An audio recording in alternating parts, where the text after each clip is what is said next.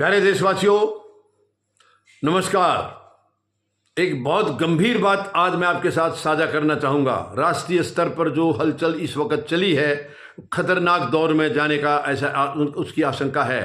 यानी अडानी ने अब खुद ये मोर्चा संभाल लिया है कि वो इंडिया गठबंधन को तोड़ेंगे। यानी जो इस वक्त माहौल जो बना हुआ था देश में, नीतीश कुमार के अलग होने के बाद से, अलग हालांकि घोषणा नहीं की अभी तक उन्होंने, लेकिन ये सब जानते हैं कि नीतीश कुमार एक किस्म से एनडीए से अलग हो चुके हैं। तो जब से ये हलचल शुरू हुई है, तब से केंद्र सरकार बहुत चिंता में है कि कैसे सरकार को बचाया जाए। और आखिर में अब जिम्मेवारी अडानी के कंधों पर डाल दी गई है और अडानी ने अपने तरीके से इंडिया गठबंधन को खत्म करने की साजिश रच डाली है।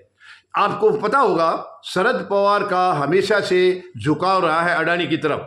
कभी आपने देखा होगा, शरद पवार बेशक इंडिया गठबंधन का हिस्सा हैं, लेकिन कभी भी राहुल गांधी के बयान का समर्थन उन्होंने नहीं किया। राहुल गांधी जब भी अडानी के खिलाफ कोई आवाज उठाते थे, चाहे वो संसद में है या संसद के बाहर में है, तो शरद पवार को तकलीफ होती थी। तो इससे अंदाजा लगता है कि शरद पवार का दिल इंडिया गठबंधन की बजाय अडानी की तरफ ज्यादा है।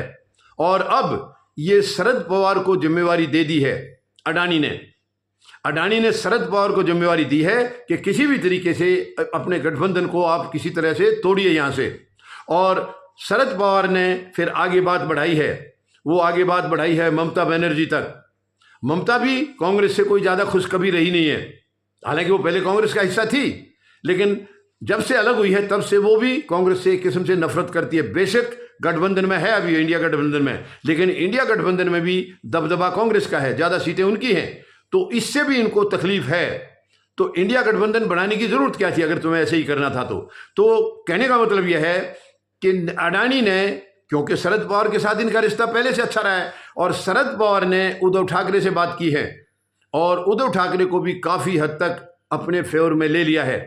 यानी वो भी एनडीए के साथ या बीजेपी के साथ आने के लिए करीब करीब तैयार हो चुके हैं। ये सच में बहुत ही दुखद खबर है, बहुत ही दुखद खबर है। शरद पवार आने के लिए तैयार हैं, उद्धव ठाकरे को इन्होंने बना लिया, ममता बनर्जी से भी इनकी बातचीत हो चुकी है।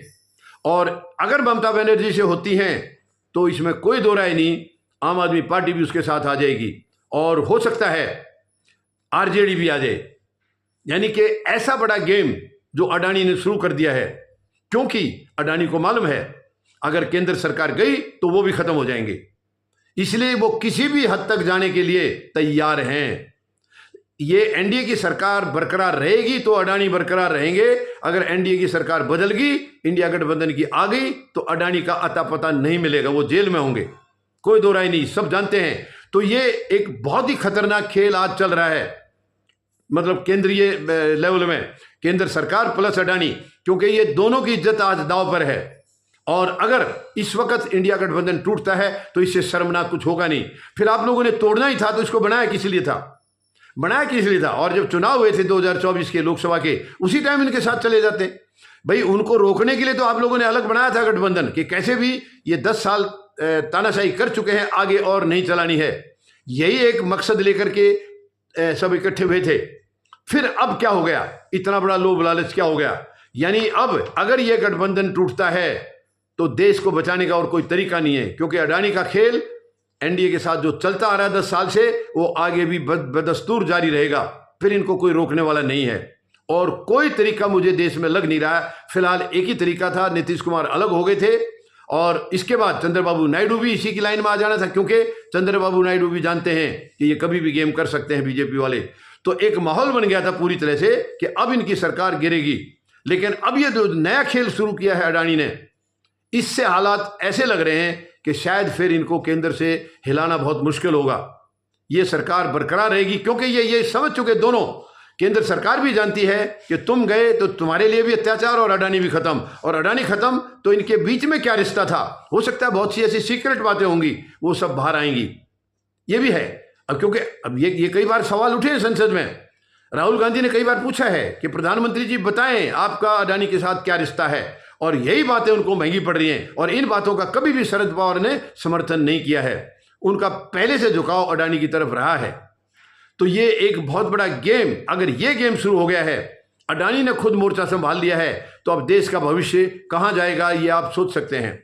अब इसका मुझे नहीं लग रहा कोई भी इसका रास्ता होगा, केवल एक ही रास्ता बचता है, ये 140 करोड़ 142 करोड़ जो जनता हमारी है, सब सड़कों पर आए और इस सरकार का विरोध करें, क्योंकि तानाशाह सरकार है। ये किसी की भी सरकार नहीं है, ना गरीब की, ना मजदूर की, ना जवान की, ना किसान की, किसी की नहीं है। ये है तो चंद उद्योग घरानों की, और जिसमें मेन जो है अडानी है।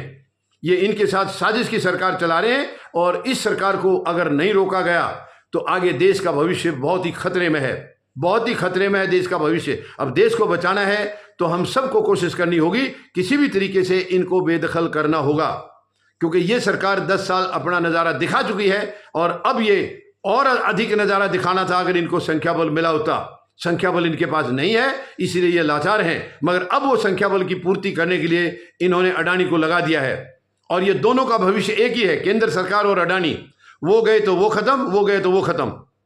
तो अब ये दोनों बरकरार रहें, केंद्र सरकार एनडीए की रहे और अडानी भी रहें, तो इसका एक ही रास्ता है, इंडिया गठबंधन को कमजोर करने का, और वो गेम अडानी ने शुरू कर दिया है। अब ये सच में ये बहुत बड़ी साजिश होगी, और आगे देश का भविष्य बहुत ही खतरनाक दौर में जा रहा है, बहुत खतरनाक दौर में। शायद ये आगे चुनाव नहीं कराएंगे, क्योंकि इंडिया गठबंधन एक बार काबू में आ गए इनके में, और इसमें क्या, कांग्रेस छोड़ करके बाकी सारे आ सकते हैं। अगर कमजोर पड़ेंगे तो ये सारे कमजोर पड़ जाएंगे कांग्रेस को छोड़ के। अकेली कांग्रेस क्या करेगी? अकेली कांग्रेस कुछ नहीं कर सकती है। तो ये केवल देश की जनता को आगे आना होगा, किसी भी तरह के तरीके से गलत गठबंधन को रोकना होगा, क्योंकि ये हम सब के खिलाफ है, पूरे देश के खिलाफ है। ये गठबंधन चंद लोगों के हित में है, बाकी देश के खिलाफ है। अगर इसको नहीं रोका गया तो देश का भविष्य खतरे में है। देश को 10 साल में इन्होंने काफी कमजोर कर दिया, बहुत कमजोर कर दिया। अंतर्राष्ट्रीय स्तर पर आज देश की जो मतलब नीचा दिखाया है इन्होंने, ये कोई किसी से छिपा नहीं है। और अब अगर हम नहीं संभले, हमने इसको नहीं रोका, तो आगे देश का भविष्य कहाँ जा रहा है इसका अंदाजा लगाना कोई मुश्किल नहीं है। तो मैं समझता हूँ आप सब देशवासी, सभी बच्चे, बुजुर्ग, भाई बहन, सब इसके ऊपर विचार करेंगे गंभीरता से, और देश को बचाने के लिए, जिस देश को आज़ाद कराने में लाखों शहीदियां हमारे महान शहीद दे गए थे, लाखों कुर्बानियां वो दे के गए हैं, तब देश आज़ाद हुआ है। आज उसकी आज़ादी खतरे में है। हम लोगों को इसके ऊपर गंभीरता से विचार करना होगा और आगे कदम बढ़ाना होगा। धन्यवाद।